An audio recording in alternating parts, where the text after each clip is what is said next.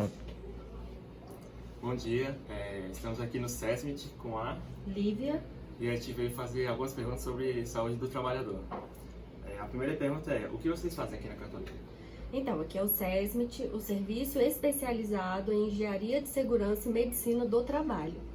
Aqui a nossa equipe é composta por uma engenheira de segurança do trabalho, que sou eu, uma médica do trabalho, a doutora Jordana, e o técnico de segurança do trabalho e um técnico de enfermagem do trabalho. Então, o que o SESMIT faz? Ele cuida da saúde e da segurança do colaborador. Quem são esses colaboradores? Tanto os colaboradores administrativos como docentes. Você pode me explicar o que é um exame periódico? O exame periódico, ele está voltado para todos os trabalhadores, né?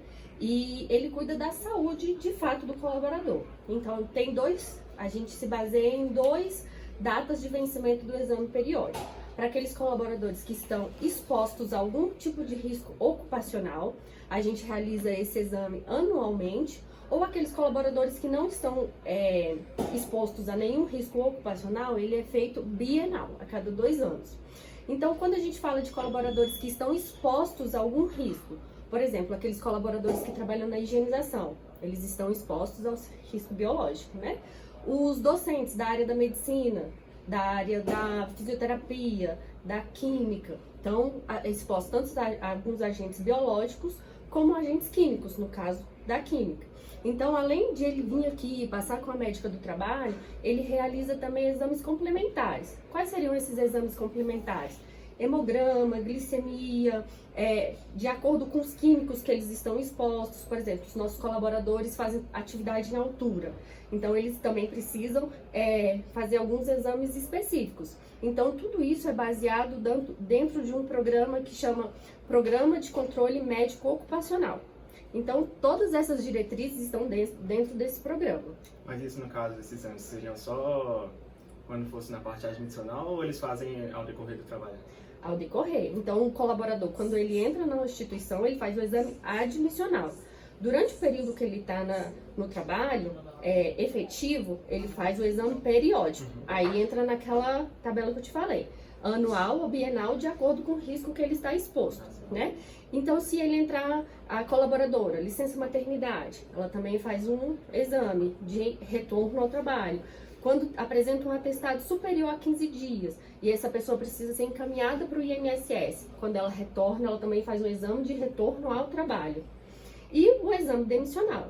Então, dentro do período de contrato do trabalhador, frequentemente ele passa por aqui para a gente cuidar da saúde dele. Não só da saúde, como da segurança também, de acordo com a exposição do risco que ele está exposto. Então, meio que você divide por cargo, né? Por exemplo, uma pessoa que trabalha na limpeza, ela teria mais riscos do que, por exemplo, um professor.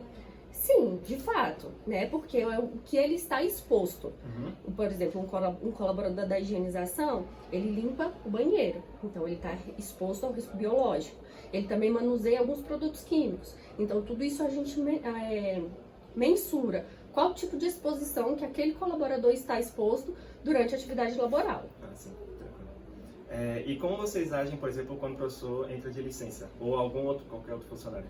Então, quando ele apresenta um atestado superior a 15 dias, ele é encaminhado para o INSS, né?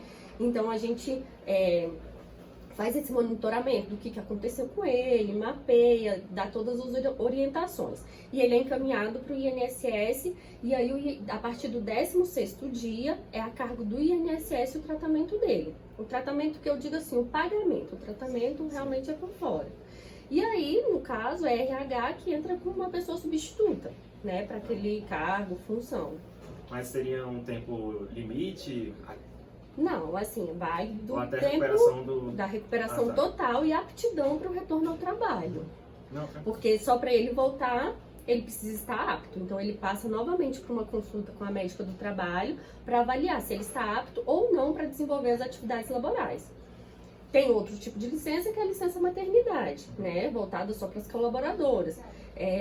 E outros que é por adoecimento, que é como eu te falei.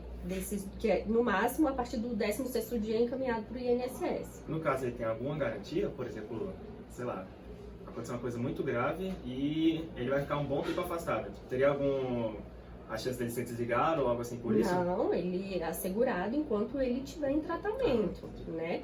E também, por exemplo, quando ocorre algum acidente de trabalho dentro da instituição, ele veio a se machucar, então existe um trâmite também, que se ele estiver superior a um afastamento superior a 15 dias, ele foi encaminhado ao INSS, ele também tem um tipo de estabilidade. Ele não pode ser demitido no período de 1 ano, entendeu? Então, assim, depende muito do que aconteceu com esse colaborador para os desdobramentos do que vai acontecer, né? Mas assim, ele jamais será demitido devido a um tratamento de saúde. Não pode. Então, é isso.